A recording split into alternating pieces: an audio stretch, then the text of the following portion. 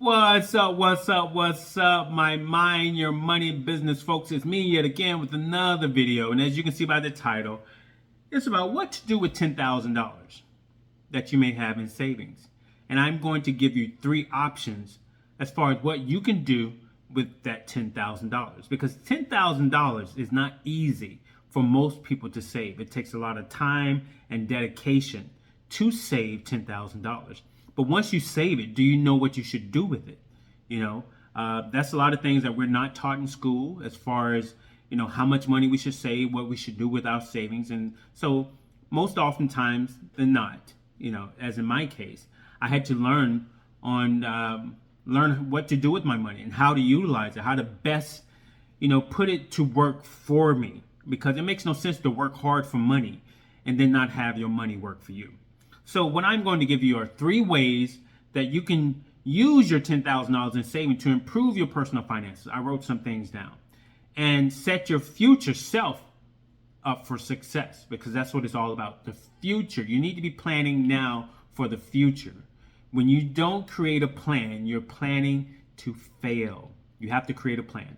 While you have the energy and time to do so, do it now, because the effort and time that you're putting into yourself now to better yourself, to learn more, to have your money work for you, the more that you're creating a foundation for yourself in the future. So just know that what you do now is preparing yourself, your future self.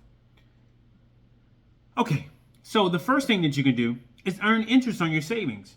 If you've been keeping your money in a basic checking account or savings account, you could be losing out on hundreds of dollars in interest. That is true, because the national average, and you can Google this information, the national average savings rate is about 0.46%.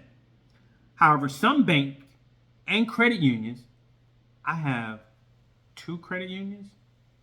Yeah, I have two credit union accounts, right? But either way, however, some banks and credit unions offer rates well above this average. So check it out. In fact, you could earn as much as 5.5% APY by opening a high yield savings account. Google this information. There are some companies or some banks out there that do offer 5.5% on a high yield savings account, certificate of deposit, CD, or money market account. Okay, what would that mean for your savings? If you deposit $10,000 in a savings account that earns 5.5% APY and didn't touch the money for a year, you could earn $550 in interest. That's not bad, right? Now, let's say you left that $10,000 in the account for 3 years, right? While it continued to accumulate compound interest, because you're not touching the money, and didn't make any additional contributions. At that point, you'd have $11,742. So that includes $1,742 in earned interest. You didn't touch the money for 3 years. You were earning 5.5% APY, pretty much interest on that money, and you earned $1,742 in 3 years. And that's not bad for money sitting in a bank, right? So, that's one thing to look into: high interest, high yield savings account, certificates of deposit, CDs, and money market accounts. Not bad. The second option is pay off your debt. I'm all about paying off your debt, limiting your debt to income ratio, because the less debt you have, the more money you have to put to work for you. Again, why are you working so hard just to sit your money in the bank and not have it work for you? So that's why you must create and come up with a plan and get out of debt. Whenever you're in debt, you are a slave to your debtor.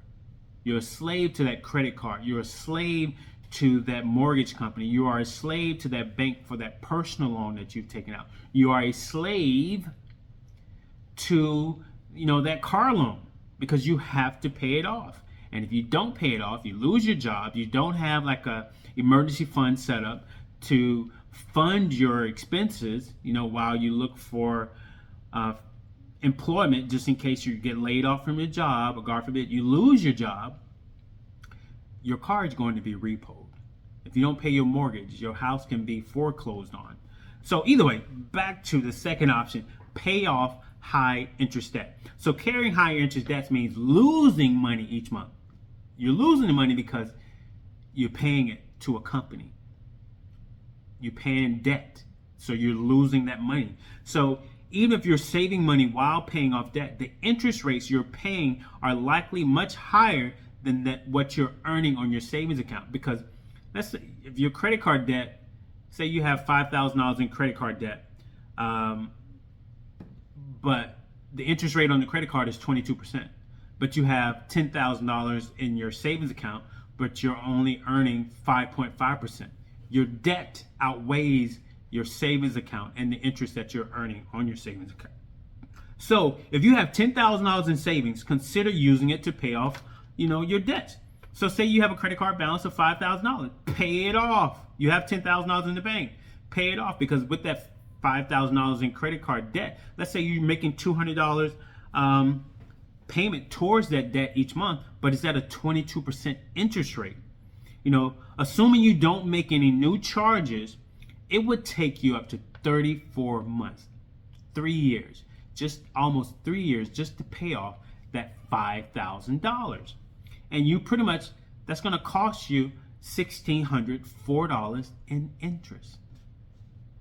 That's a lot of money, right? But you have $10,000 in the bank. Pay off the $5,000.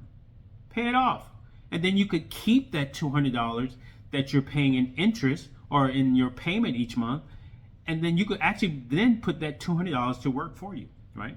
And we'll talk about what you can do to make your money work for you in the third option.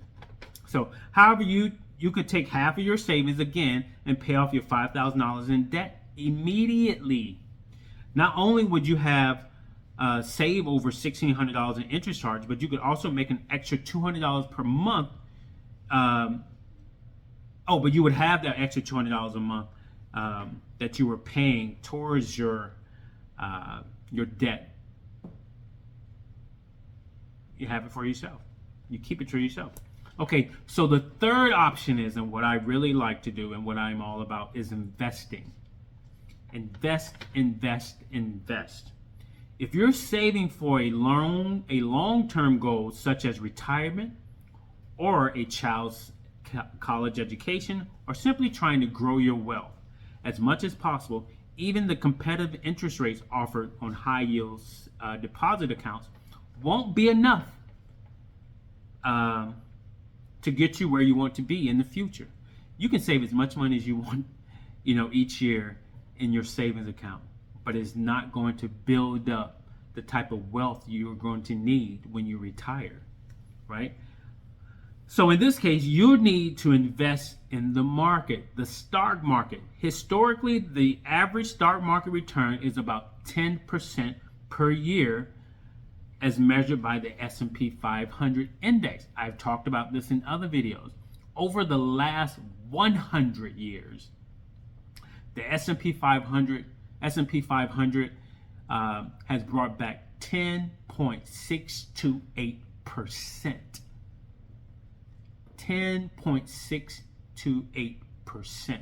So what you can do is you could Google compound interest calculator.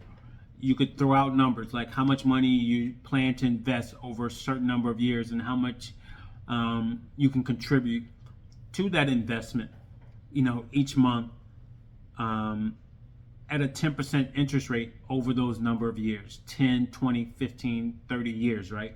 And you can see how much money you will have at the end of that cycle. Google is your friend, right? So though you'll take on more risk, because investment in the stock market is a risk, it's not a guaranteed return. But if you do your research and you invest smartly, you will earn money. I have earned a lot of money in the last couple of years investing in the stock market. I have some accounts or some stocks. S&P 500 has brought back at least almost 19 to 20% year to date from January up until now. October 8th. right? And that's a great thing, a great thing. My portfolio is looking well. So, yeah, I mean, investing your own money in the stock market, in these paper assets, is a risk. But if you do it smartly, you will get a return on your investment. However, I highly suggest if you're not comfortable with investing your own money, you seek financial advice. I am not an expert. I am not a financial advisor. I'm not a financial planner. So seek those individuals out if you're not comfortable with doing it yourself. I do it myself. I am online almost daily. Well, almost daily except for weekends. Even on weekends, it depends. But either way, during the week, I'm online. I'm looking at companies. I'm looking at my investments, and you have to pay attention to the market because no one's going to take care of you like you. So because I am investing my money on my own, I am paying attention to the stock market because say I may have to make a move. I may have to sell some stock. And earlier this year, I did sell some stock to buy other stocks, so on and so forth. I lost some money, but compared to what I've gained a lot more than I've lost this year and throughout the last few years that I've been investing. So again, it's a risk, and maybe even your portfolio value can go down at times because it does happen. Like in August, we had what we called, what they called Black Monday on August 5th. Like stocks just were going down. Nvidia, which is the stock that I love, was going down. So you're going to have fluctuations within the market, but that's why you must be in the market, or you must do your research and understand why the market may be fluctuating. It could be because of different reports, because of interest rates.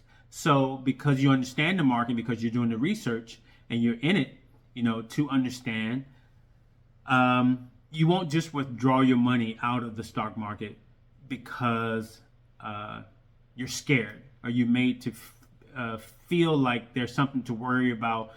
And so you react off of your emotions and you pull all your money out when you shouldn't have. We should have just left it there. Because there's one account that I left money in and it has doubled in the last couple of years. And I haven't even put any money in that account in years. So, yeah. Okay. If possible, prioritize contributing to a tax advantage account such as an IRA. You can create your own IRA. If you have a company 401k plan, invest in your company's 401k and a 529 plan for your kids' college. If you already maxed out your contributions for the year, you can buy additional investments through a taxable brokerage account. Like I have Robinhood, I have Charles Schwab. I also have a 401k account that I max out and I take my additional money because I have lowered my debt to income ratio and I invest that extra money into the stock market, into paper assets. Because in the future, you will need, I think it's smart to have multiple streams of income. I'd rather have more than enough than not enough at all. Okay, but if you're not comfortable crafting your own investment strategy, like I said, consider speaking with a reputable financial advisor, like I said, who can contribute, who can customize a plan that fits your risk tolerance and financial needs. And that is all I have to say.